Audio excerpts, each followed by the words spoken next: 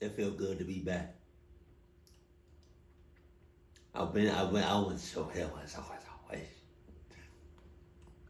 I've been through some things in the last 10 days, but we alive, we good, we healthy, we all right. But you know what, God?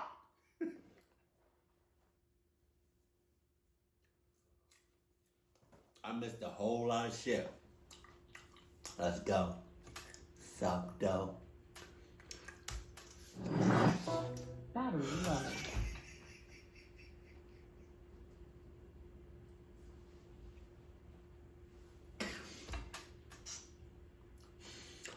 As soon as I said I was back, the damn the speaker died. Oh my God, it's dying. Thank God I got the charger. Jesus Christ. I thought I was ready to go. Oh my God. Okay. Jesus Christ, let's go. You got it. More heart? Summer is the greatest season by a long shot. No, it's not. That's a hill I'll die on any day. My love for the summer doesn't revolve around partying or drinking, as you may expect, but nature. Warmer weather and the outdoors are inseparable in my opinion, and I guarantee you that when the heat rolls through, I spend more hours outside than inside. It was a warm night in mid-June, a few summers ago when this happened. I was 17 or 18 at the time. For context, there's a massive nature preserve near my house. When I say massive, I mean it. It's close to 1,000 acres in size. God damn! To this day, there are still parts of it that I'm positive I haven't explored. Two of my friends and I agreed to spend a night camping in those woods. I can assure you, I'm not one of those two friends. Or any of his friends, to be honest with you. I'm not even associating myself with you. You know? We're not even distant coworkers or distant neighbors. You got it. Technically, camping there was strictly forbidden and borderline illegal, but we figured that there was no chance someone would catch us in this dense forest. We just had to trek as deeply as possible. Chuck was the camping fanatic of the group. I'm telling you, this kid loved cosplaying as a Boy Scout and probably knew close to 100 different knots. Our other friend Jackson always supplied the drinks. If we were sober, he was unhappy. That's just how things went when Jack... What? Those two friends that went along with you, they gonna get you clucked up. ...was involved. I remember the feeling of the gentle summer breeze blowing through my hair as the three of us packed up Jackson's car. The weather was ideal, not too cold, not too hot. A few beers later, the three of us found ourselves lugging camping equipment through the woods at like 11:30. Jesus. I can't lie, I was feeling the alcohol start to hit me as we marched along. Chuck always carried this industrial-grade flashlight with him, so the darkness of the forest wasn't much of an issue.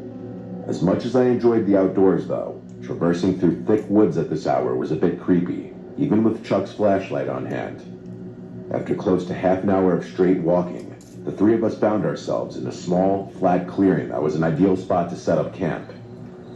We pitched our tent as per Chuck's instruction and set our chairs up. The fire was the next step. Chuck once again took the lead on this, and after a few more minutes, we had a pretty decent fire going. Jackson reached into his bag and tossed me another drink. He then grabbed his JBL speaker and started playing some music. The vibe was perfect, and we must have been talking and drinking for a good 2 hours. We were all pretty drunk at that point, and I could tell the other guys were just about ready to pack it up for the night. How's everybody drunk? How's everybody drunk? Oh my God, I hate that. Turned the music down and started collecting discarded beer cans. Just then, a deafening whistle pierced the silence. I nearly jumped out of my seat, going from drunken haze to high alert in a matter of seconds. I don't know how to describe it. The whistle was abnormally loud, but still sounded distant. Jackson quickly shut the speaker off, and the three of us sat in silence as we exchanged concerned looks. I could feel my heartbeat pounding through my chest. We sat there, frozen in place for what seemed like forever. I'm not. Y'all can sit there all you want to. Y'all can wait all you want to.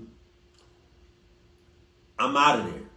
As soon as I heard the first like half of a half of a half of a half of a half of a half of a half of a half of a half of a half of a half of a second of that whistle, I'm out that motherfucker.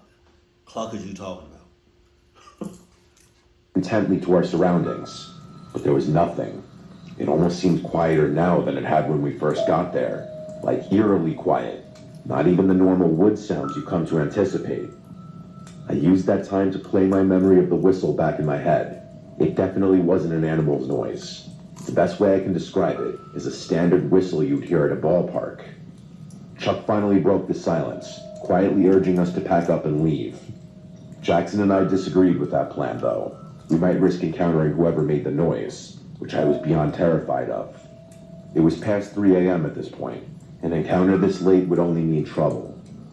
Chuck hypothesized that whoever made that noise was probably aware of our presence, which was a chilling thought. No shit. I didn't know what to do. On one hand, staying put violated every survival instinct I had. Packing up and leaving at this hour didn't seem like a much better option either, though. We finally agreed to wait it out. I went to put the fire out, but Chuck cautioned me against it, saying that a fire would repel any dangerous animals. Only then did the true gravity of the situation smack me in the face. We were literally miles away from any civilization. It was 3 a.m., and there was an unknown entity somewhere in the darkness. Another 10 minutes or so passed, and we had resumed talking. And it's crazy because they don't know where it is. They don't know where it's coming from. It's kind of like, you know what's weird?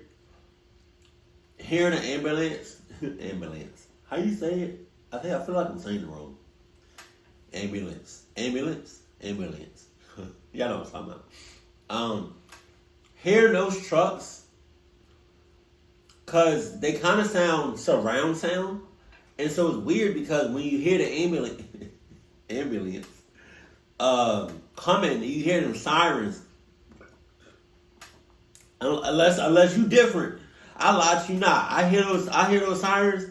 I don't know where it's coming from until it's like right there. I be hearing it, and God on me. I be thinking they just coming. They're everywhere. It's kind of like,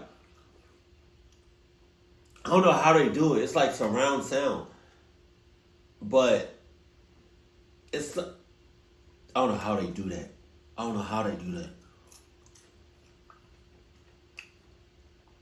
How you have surround sound in open air, like open space?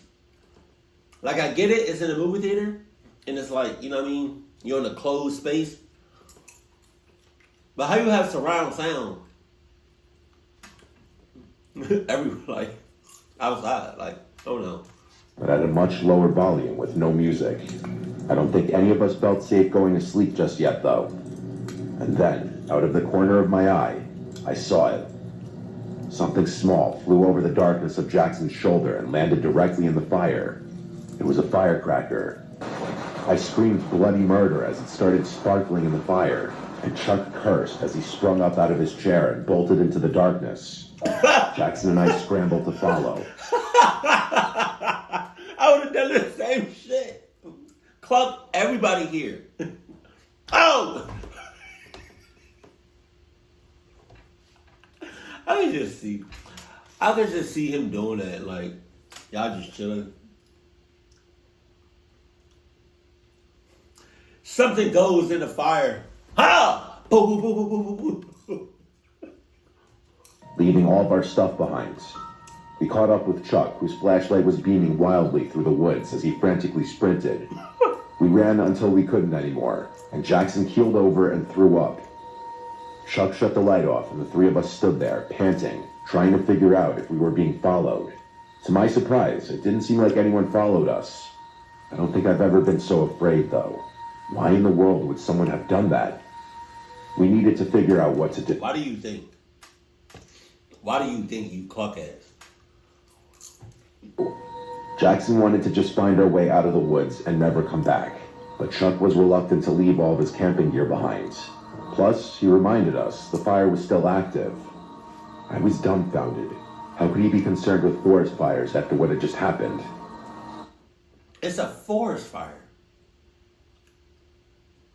I guarantee you, whatever happens to y'all, if y'all was to stay there,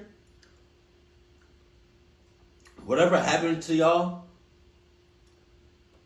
I guarantee you would not be as worse as a clucking forest fire.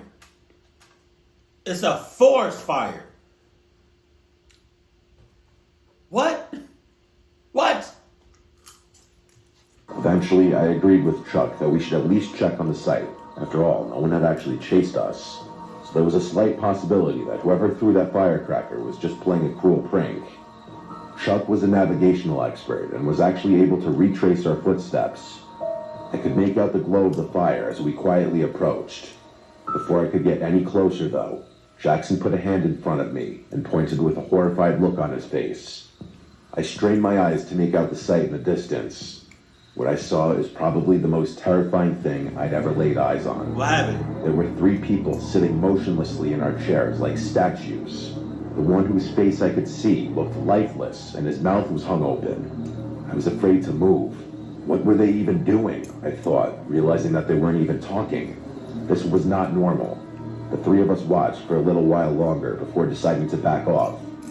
We turned to leave, but Jackson's foot clipped a rock, causing him to curse in frustration. Within seconds, the glow... Come on, Jackson. Come on, Jackson. Come on, Jackson. Hell no, I'm not doing this. Pushes Jackson. The fire abruptly went dark, as if it had been covered with a cloak. It was freakishly fast. We didn't stick around another second. We again sprinted away from the site, but this time we could hear footsteps crashing behind us. We didn't stop this time. We bolted out of the woods and ran all the way to Jackson's car. By some miracle, we... I don't know why I thought he was about to say we ran out of the woods and all the way to Jacksonville. I don't know. I thought he was going to say that. I don't know where I'm at right now. Bird followed out of the woods. None of us spoke on the drive back. Each of us lost in our thoughts. The next day, Chuck insisted we return to the site in the daylight to collect his belongings. No! Jackson wanted nothing to do with that, but I agreed to accompany Chuck. Chuck about to get on my damn nerves. He already on my nerves. You know what's crazy? Chuck sounds awfully a lot like... What? Chuck sounds awfully a lot like Cluck. Because of that. Oh, excuse my burp. Get out of my face. After some searching, we eventually found the site, which looked mostly untouched. That is, until we got a little closer and noticed a putrid smell coming from Chuck's tent. He unzipped it, and we found a dead, rotting rat. It was sickening. I took the hint, and haven't been back to that preserve since. Well, wait a minute. You said you haven't been back to that preserve since. Now, what does that mean? Like, when you say preserve, what you talking about? Like, you haven't been back to that, like, specific spot? Where the tent was? Where, like, the shit went down? You haven't been back there? Or you haven't been back in that whole forest? The thing that stretches out for, like, what is that, 1,000 acres? Not 1,000 miles. 1,000 miles is crazy. 1,000 acres, I think he said.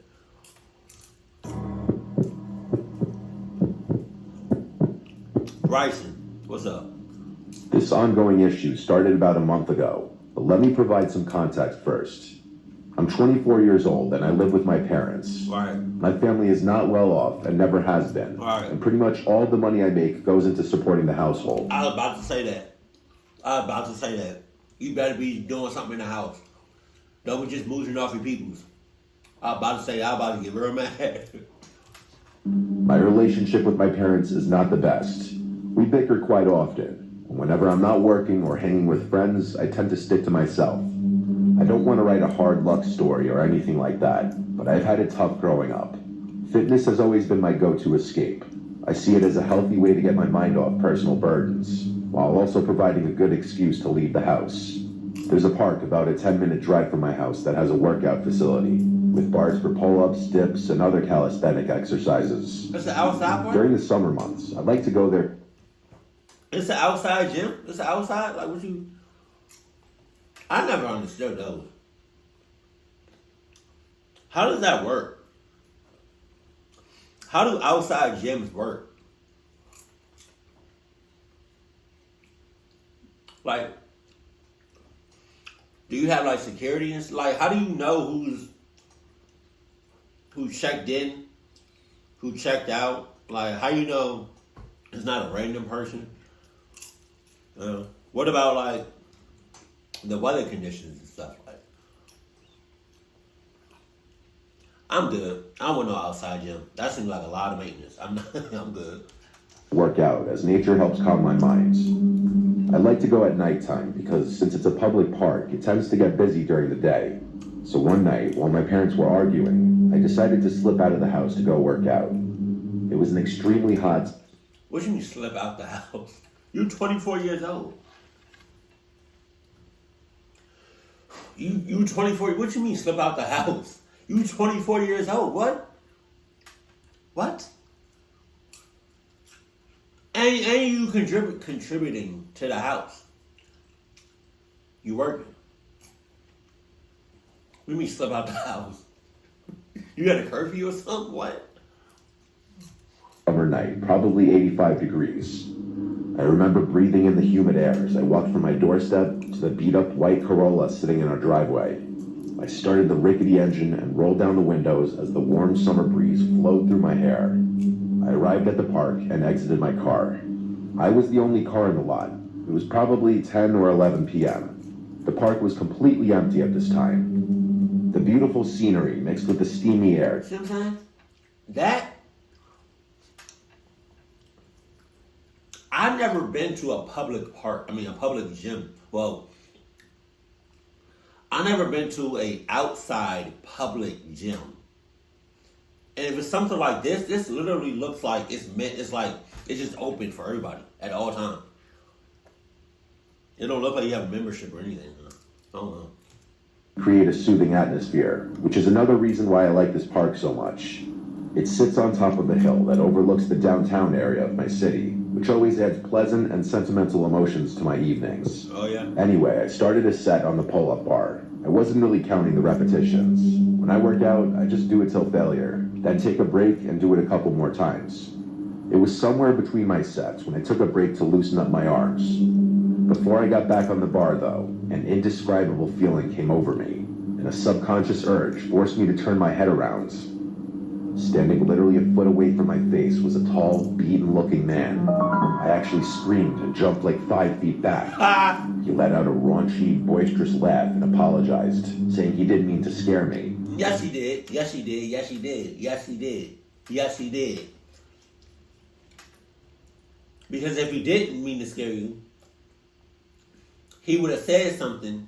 He would have either said something, made some sort of noise, or got in your view sight. Off no creepy shit. His appearance and mannerisms were extremely eccentric right off the bat, like he was damn near face to face with me. He clearly had something wrong with him. I asked him why he was so close to me, and he said he lives here. He explained that that doesn't. Oh, did he mean he lives at the park? I was about to say, that doesn't mean anything. Why are you so close to me? I live here, right down the street. What? That doesn't explain why you so close. Then I realized he probably lives at that park. That still doesn't explain why he that close. He sees me working out here all the time and asked me if I could teach him. Now, I'm a very non-confrontational type of person, and especially during a time like that, I really just wanted to be left alone. I awkwardly but politely told him I'm just going to do some pull-ups and leave. I hopped back on the bar and continued my set. His words marinated in my mind. He sees me here all the time? I felt the gaze of his eyes burning the back of my neck, but like I said, I'm very non-confrontational. While he did make me increasingly uneasy, I didn't really know what to say or do about it. But then, something really weird happened. Right as I was about to finish my set, I heard him mutter my full name. My blood instantly turned cold as I jumped off the bar and slowly backed away. I said a shaky, "What?" He didn't respond, and instead just stared at me with this crazed, wide-eyed smile. I thought I might have been hearing things. That's how bizarre it was. I started to get an awful feeling in my gut, like something bad was about to happen. Without another word, I decided to quickly walk back to my car and leave. I felt that man staring at me while I retreated, and thankfully he didn't follow me. Before I left the park, though, I took one last look, and I saw him hanging from the bar, attempting to do a pull-up. I watched as he grabbed the bar, tried to pull himself up, and then failed and tried again. Weak in the ass. exact position I was previously in. Weak I ass. swiftly left the park without looking back. The entire ride back, I questioned myself. Did he really say my name? Yes. Was I hallucinating? Yes. Yes. Yes. Isn't that? Yes, he did. He said, I don't know your last name, but let's say, for example, your name is Toby Adams. Yeah, you.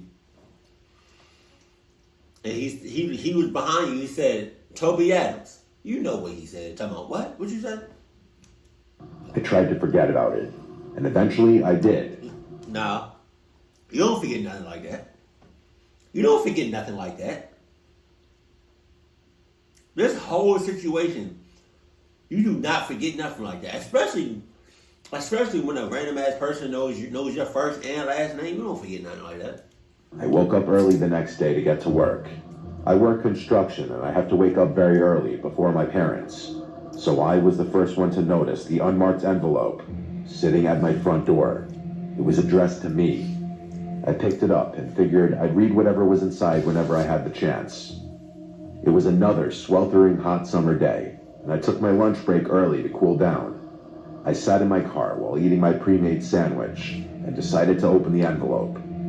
I didn't really know what to expect, but never in a million years did I think I'd find 10 printed photos of me. They were all unknowingly taken. One was of me in my car, one was of me at work, one was of me exercising at the park. I instantly remembered that creepy man from the night before and started to feel uncontrollably nauseous. I stared in disbelief as I flipped through the rest of them. One was of my house, and the worst of all was a photo of me sleeping, taken from outside my window. I nearly choked on my food as tears rolled down my cheeks. I felt unsafe. I told my boss a serious issue popped up, and I left work right away. He wasn't happy with me, but I didn't care. I took a picture of the photos and drove directly to the police station. I gave the police the photos and explained my encounter at the park. I described the man to them, and they said they would look into it. I told my parents about it too, and for the first time in a long time, I actually got some sympathy out of them. More things started happening though. A couple nights later, at like 3 a.m., I awoke to knocks at the door. I didn't open it, assuming the worst. One day, I found a sticky note pasted to my car window with a heart drawn in Sharpie. I went back to the police to report this, and they said they would open up a stalker investigation. I haven't heard back from them yet. I figured it's hard to build a case without having concrete evidence. This happened about a month ago, and I've been on high alert ever since. My parents are looking for a new home, which is already tough given our financial situation. I'll update if anything further happens, but until then, I'll continue to sleep with one eye open. Jesus Christ.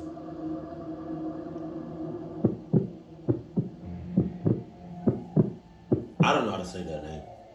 Dashker? This happened to me last summer when I was 22. I wasn't a very outgoing kid at the time. If I ever did anything social, it was because my degenerate friends had somehow dragged me out of the house. This was one of those times. Well, it was supposed to be. My friend Philip invited me to a house party at like 8 p.m. It was pretty spontaneous, but I had nothing going on, so I reluctantly agreed to go with him. I knew he was going to give me crap if I refused. I can't even lie though, the idea of a party, even with strangers, sounded more appealing than being alone. Philip was a few towns over from me, so it made more sense for us to drive separately instead of going together.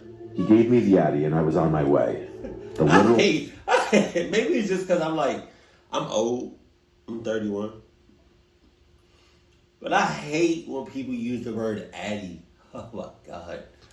Second I pulled onto the street, Philip bailed at the last minute. What? Rightfully so, I was super frustrated. How could he bail on me like this?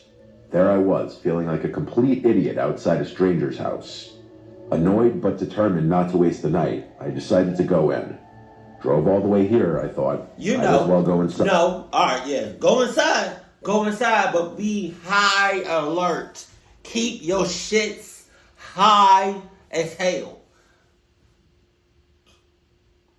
Keep your guard up 24/7. Stay sharp. Don't go for no shits. Don't drink no drink that was given to you. Watch your surroundings. That's clucked up. Your friend bailed on you at the last second. Now you're at a stranger's house. What the fuck? I walked up the front steps and knocked on the door. The host, Randy, greeted me warmly. He was instantly likable, charismatic, and friendly without being a douchebag. He introduced me around, and things were actually less awkward than I had anticipated. People were really friendly to me despite not knowing who I was. There were even a few girls I had my eyes on. I decided to enjoy the party and hit the booze. Hard. It was getting pretty late, but the party was still raging. Admittedly, I might have overdone it with the drinking. At one point, I was so nauseous and dizzy that I needed a break. It must have been close to 2 a.m. at that point. I went upstairs to look for a bathroom, but they were all occupied. The house was deceptively big. Granted, it was probably the alcohol, but I was literally getting lost, stumbling through the maze of hallways up there. After making it to the top floor, I found a door leading to what seemed like an attic or storage room. Desperate for privacy, I figured it was as good a place as any to pull myself together. I groped around blindly for the light switch, but there was none. This was definitely an attic or something, as there was also dust everywhere. There was a window in the far corner which I opened, allowing the cool night breeze to wash over me. How do you mistakenly go into the attic? As far as I know, the attics that I've encountered,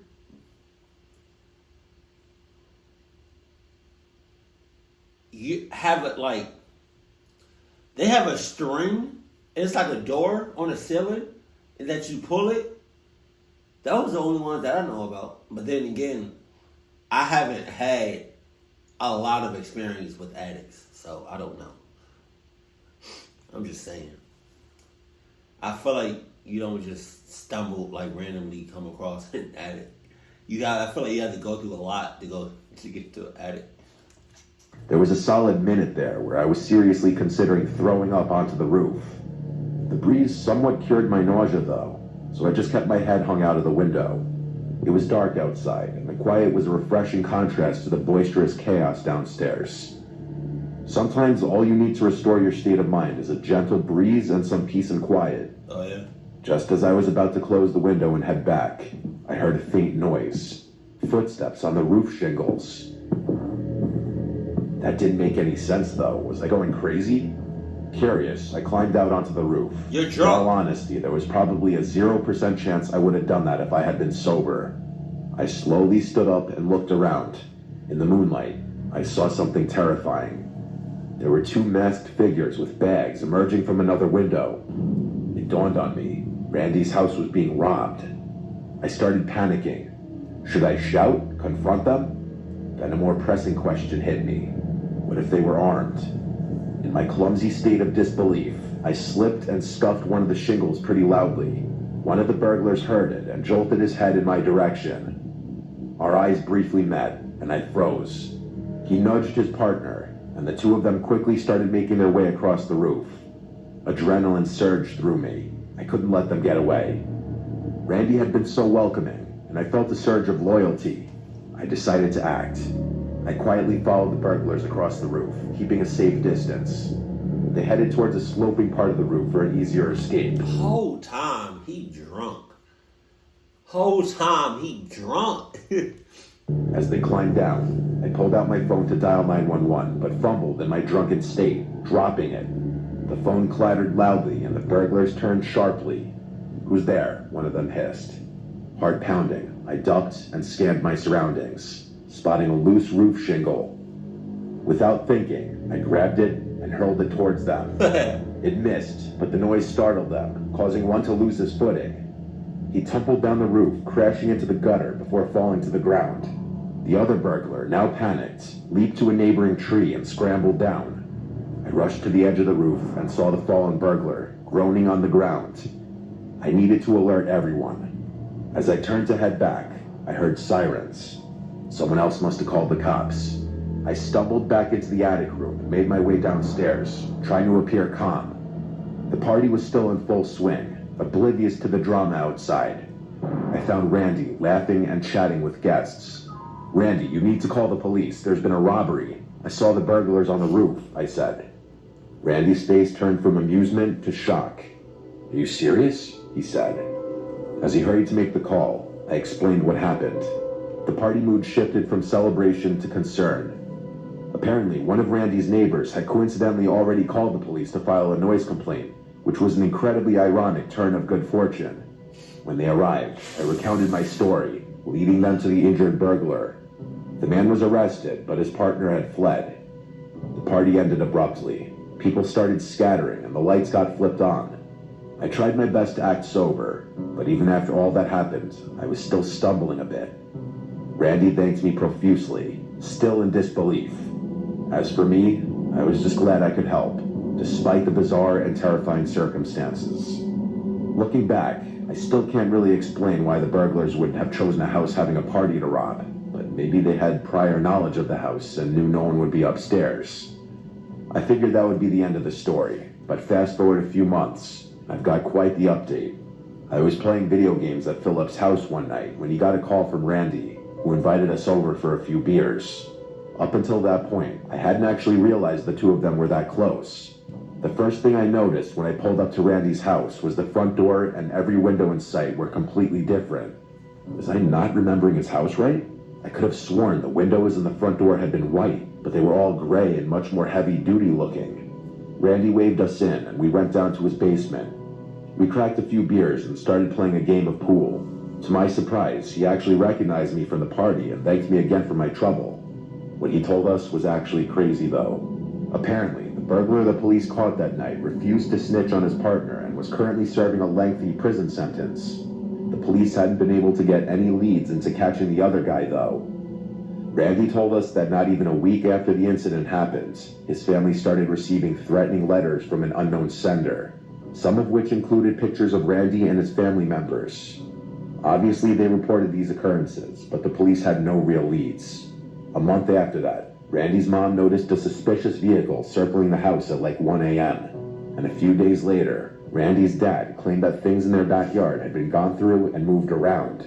In response, Randy's dad upped their home security a degree and even went as far as to replace and reinforce all their doors and windows. I was shocked. This was still an ongoing issue for Randy, and I had no idea how serious a situation like this could get. Summer's fast approaching, and I'm sure I'll have another update when I see Randy again. You can update all the security you want, but if you don't got Adidas, you don't really got no protection now, do you? You don't. Sorry to tell you. You can have the top security in the world, Craig. But if you don't got no security, my left nose is just going crazy. But if you don't got no Adidas security, I don't know what to tell you. Tough. You might as well be outside. Just saying. I think was it the first story with the camping? Let me see. Yeah. Again, I would have never been my left nose. Again, that could not have been me going out and it was like that. You got that. You got all of that. Best believe that. Keep it cool, keep it classy, and I love you. Stay happy, my family.